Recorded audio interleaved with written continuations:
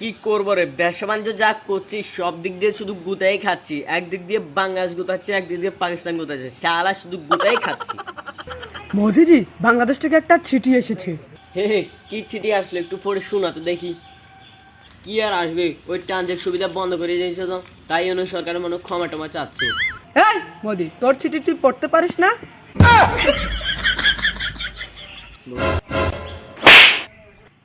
হ্যাঁ, আমি যদি আমি পড়তে পারি না দেখে আমার সাথে বেয়াদবি করুস।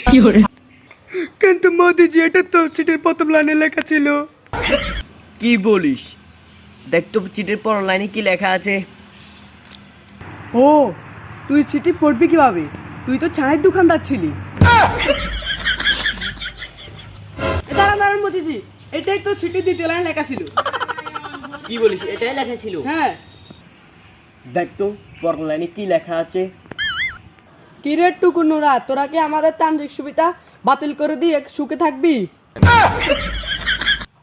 না, আমরা চায়নাকে সাথে নিয়ে চিকেন লেকের পাশে আমরা বিমান ঘাঁটি তৈরি করছি আর মিসাইলও মজুত করছি।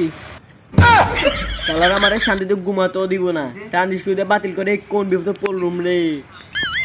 এ আমার শরীরে স্ক্রিনশট মারলো রে। মোদিজি, স্ক্রিনশট আবার কিভাবে মারে? আর বলিস না রে, আমার তো পাদু হাগু মুতু সব একসাথে চলে আসছে।